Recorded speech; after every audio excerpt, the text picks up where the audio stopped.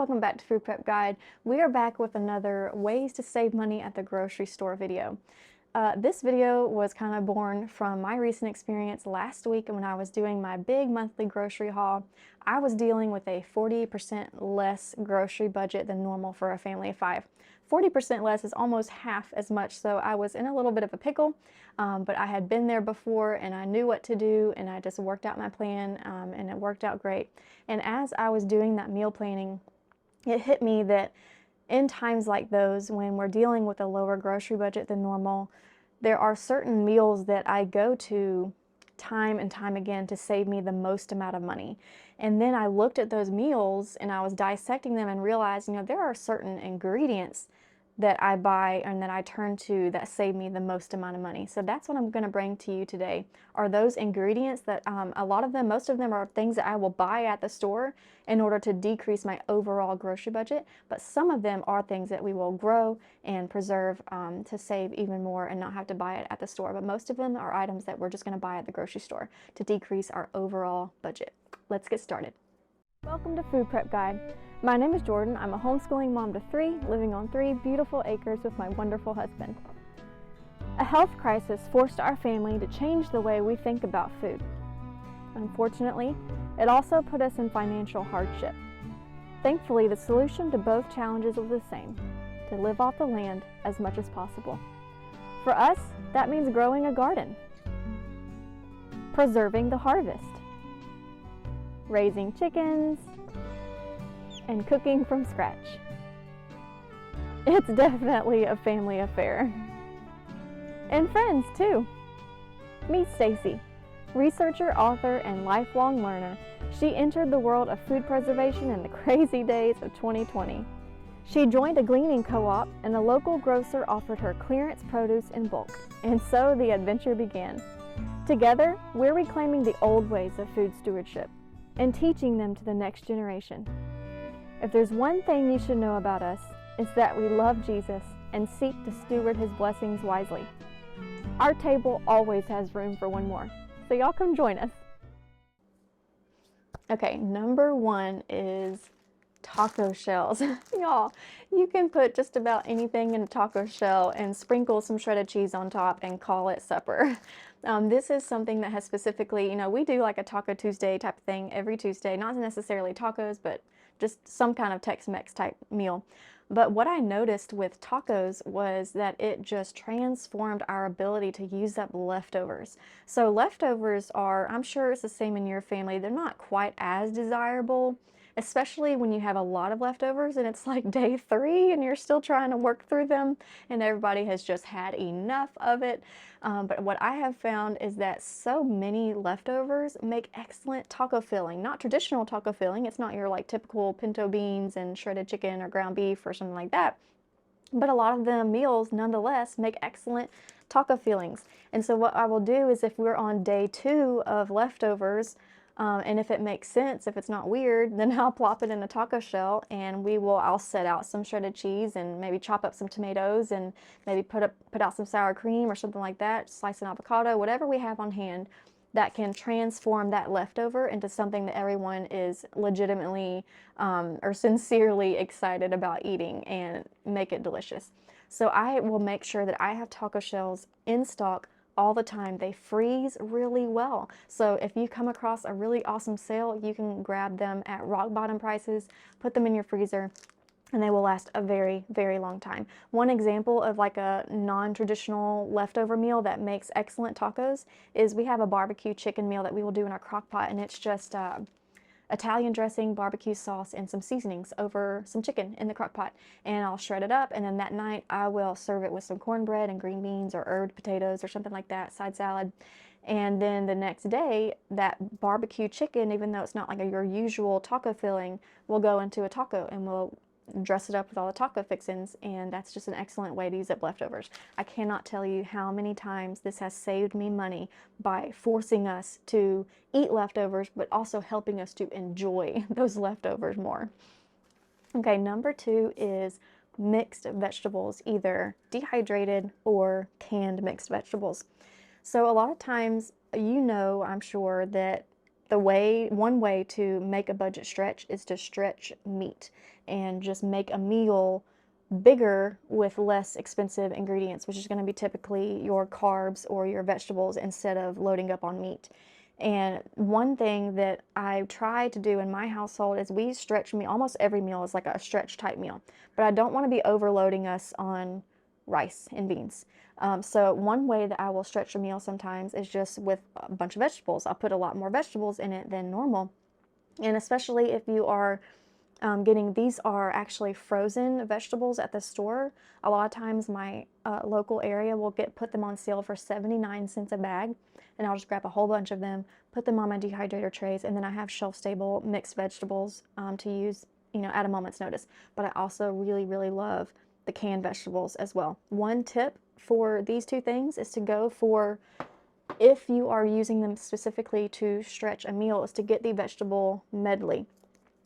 So I'm sure you know the typical mixed vegetables are just your green beans, corn, carrots, and peas. Green beans, corn, carrots, and peas, yes.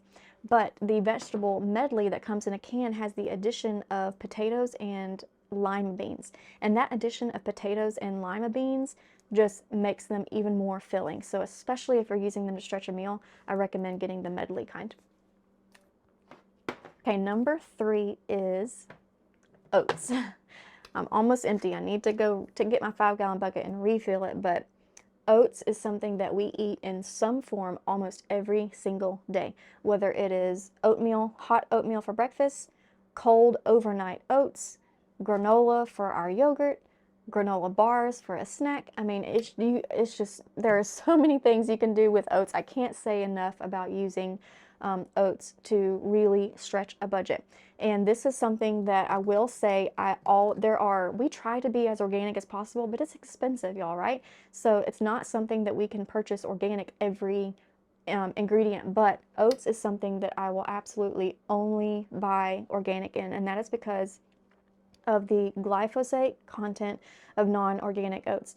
I'm not going to go into all that, but I do recommend that if you are going to be investing in oats as a grocery budget stretcher and you still want to maintain as much health and nutrients as possible, that might be something that you want to research. Conventional oats versus organic oats. Okay, number 4 is potatoes. I mean, of course, potatoes, right? But I want to share the types of potatoes, how the different ways that we use them. Obviously, potatoes are a known meal stretcher, but they are a grocery budget stretcher because they are so cheap.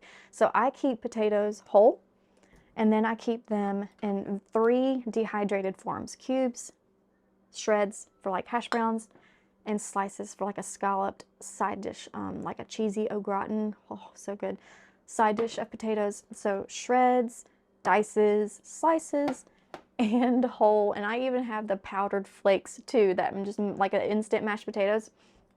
Because not only can you just sprinkle some cubed potatoes into a stew or a soup or some different types of casseroles, but you can create, it's like the tacos where we are making leftovers and making them more desirable by turning them into something new and not necessarily eating it in the same format that we've been eating it for the last 2 days. So potatoes is excellent for that because you can whip up some mashed potatoes and you can serve, like, let's say you have a beef stew and you made a lot of it and you need to use it up. You can have the beef stew for 1 night or 2 nights, and then you can bake up some potatoes and have like a loaded baked potato with your beef stew on top of that another night. Or you can mash up some potatoes and serve the stew over that. It's just an excellent way to stretch a meal. And when you pair some shredded hash browns with some eggs, you have a very cheap, healthy, fast breakfast. So I just can't say enough about potatoes, potatoes, potatoes. Okay, what are we on? 1, 2, 3, 4, 5. Oh yes, number 5. Number 5. It's a little bit different. It is a combination of 3 items, but this is an absolute must-have. Butter, milk, and flour. Why? Because roux, your basic white sauce.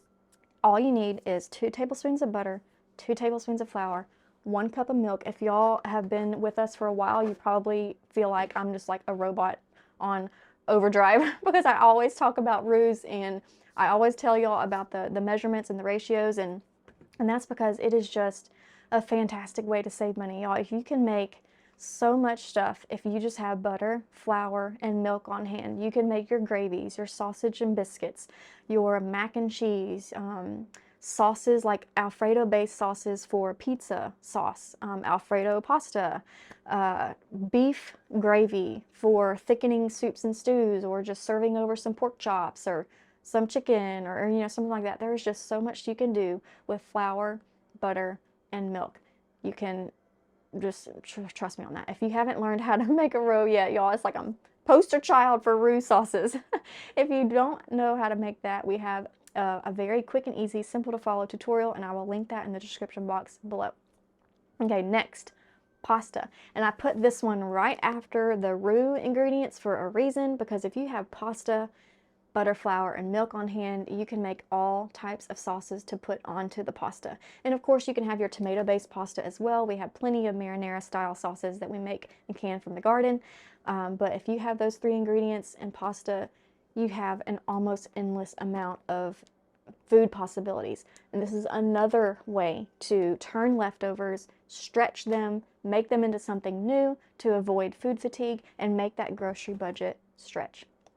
Last but not least is ground venison. Now, if you don't like deer meat, I hear you. No one in my family, we're a family of 5, nobody liked deer meat. But we moved out into a property years ago, teeming with deer. My husband shot his first deer years and years ago. This was years ago.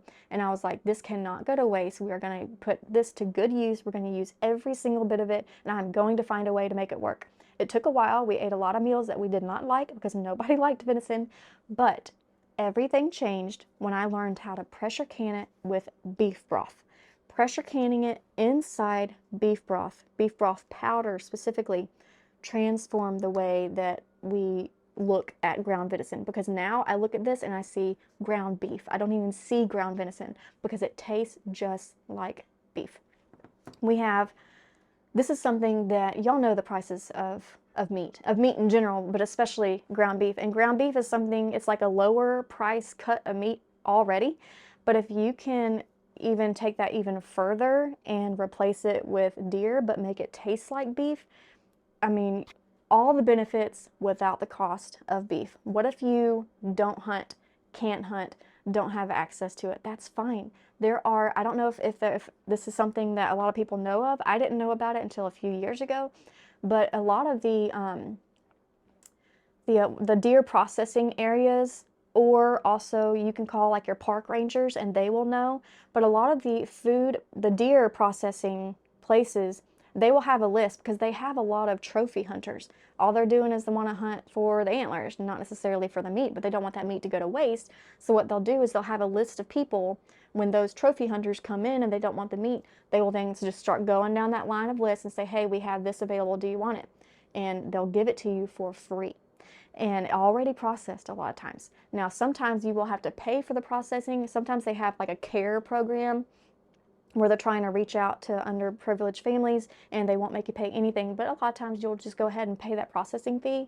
In our area, it's $65 for the entire deer, which is an excellent, excellent deal. I don't know what it is all across the country, so you need to look into that. But if you want to make your own ground beef, can it with some chicken broth, beef broth, but don't hunt, look into that option, because I'm telling you, it has saved us so much money. So if you are new to canning, or maybe you've never canned ground venison before, we have an entire tutorial on how to can ground venison with the beef broth to make it taste like beef, and we will link that on the screen there for you. I hope you check it out, and I hope it's helpful to you. I hope this whole video has been helpful to you and given you some ideas for how to get that grocery budget down.